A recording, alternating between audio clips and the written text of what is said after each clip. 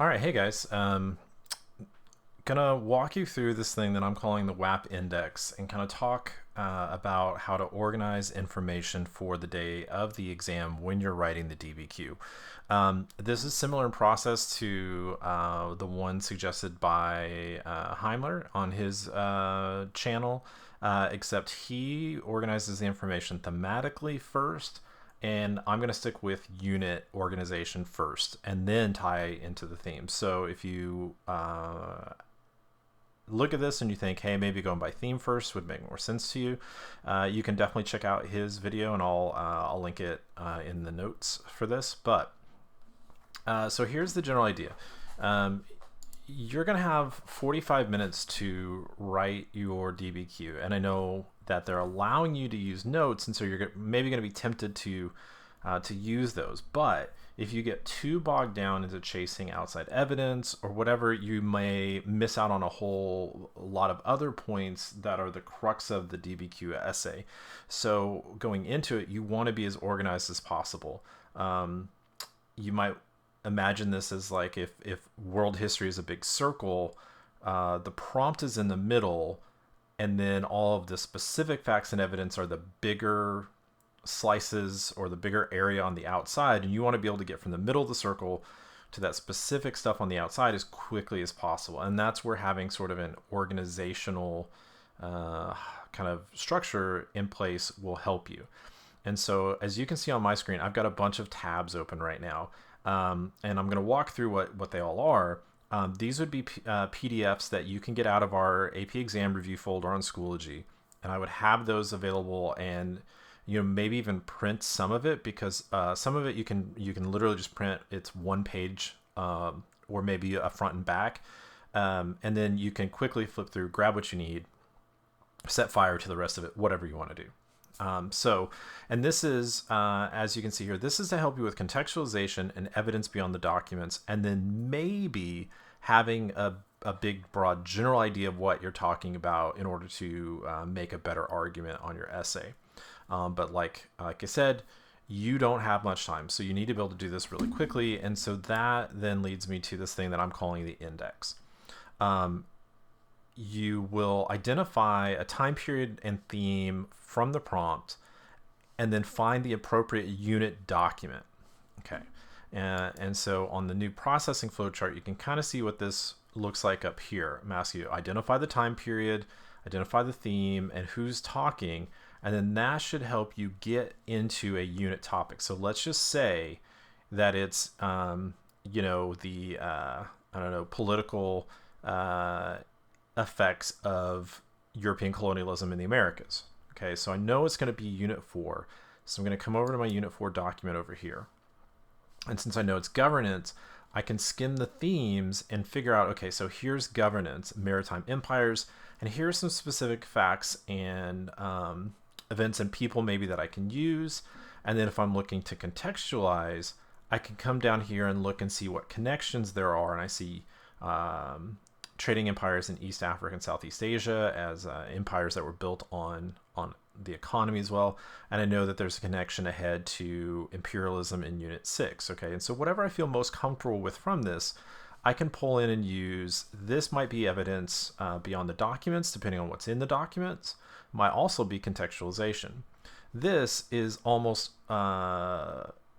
always going to be contextualization, because your evidence needs to come from the same time period that the prompt gives you. And if the specifics that you're talking about are outside that time period, it's probably contextualization and not going to be evidence. Okay, and so then I've got some ideas here, and the one thing that I want to look for as well, and this is more optional, would be a development or big idea to hang this on. And that's where I would come over here to these the threading WHAP documents that are thematic, and I would come to the political or state building one, and that's where I would look at the sort of three big ideas, and I might use one of these three big ideas to help me, so if this is accumulation of power, I might come down here and look at accumulation of power and some examples. And these are some things that I can talk about. This is maybe military strength, but it's also mercantilism and control of economy, right? And so it just gives me some history ideas that I can use to discuss in the essay, to use as kind of an analytical framework.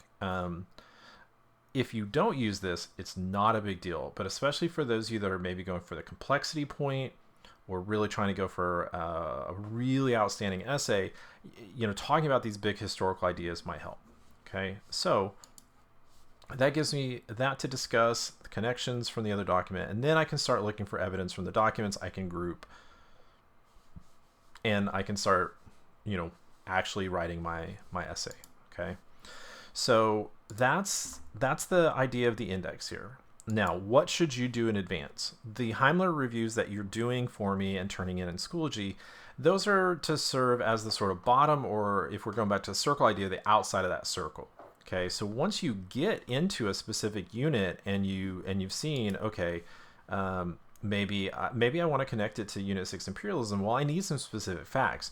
So you pull your Unit 6 Heimler review, and maybe there's more specifics in that Heimler review that you can use, which is why I would strongly suggest that you get as many specific proper names in there as you can. And then it should be organized in such a way that when you go to Unit 6 and you're talking imperialism, you just find your topic 61, 62, 63 answers from Heimler or from whatever review, and I'll post some more in the folder as well that you can maybe use. And that's going to get you at some specific events and people that you can use in your essay, hopefully very quickly. All right. As well, looking in advance, this is preloaded stuff to review. One of the reasons why some of these threading documents don't actually have examples, of course I picked state building and it has examples, but some of these don't have specific examples because you need to think through what it is, what are the examples of upper class benefits throughout history, tax farming in China, for example, or the Ottoman Empire, right? The feudal system in Europe, it definitely paid to be at the top and you benefited from all the work people did underneath you. Okay, and so going through these and looking at these ideas and reviewing them ahead of time is gonna help you. Okay, and again, in the DBQ, this gives you something to talk about. Like if the documents are supporting this notion that the upper class get all these benefits from being the upper class, then that's cool. You're talking about an idea from history, right? It shows that you understand history. But if a document goes against that, you can also say, while generally speaking, this is the idea from history, document 4 provides evidence that blah, blah, blah, right? And it makes you sound like you know what you're talking about, which is really ideal when your entire AP exam score is based on a single essay. All right, so that's the system that I've kind of built out. If you have any questions, please let me know. Comment, send me an email. I'll definitely have a review where we go over this stuff between now and then. But hopefully you find this helpful. If you think a more thematic approach would be helpful, watch Heimler's organizing your essay or organizing your notes video. And but either way, go into that day with a plan. Know how you're going to attack this stuff. Whatever notes you use, you're going to get in, you're going to get out. Okay, it needs to happen very quickly because you've got to maximize the actual time you have writing the essay, analyzing the documents, and doing all that stuff.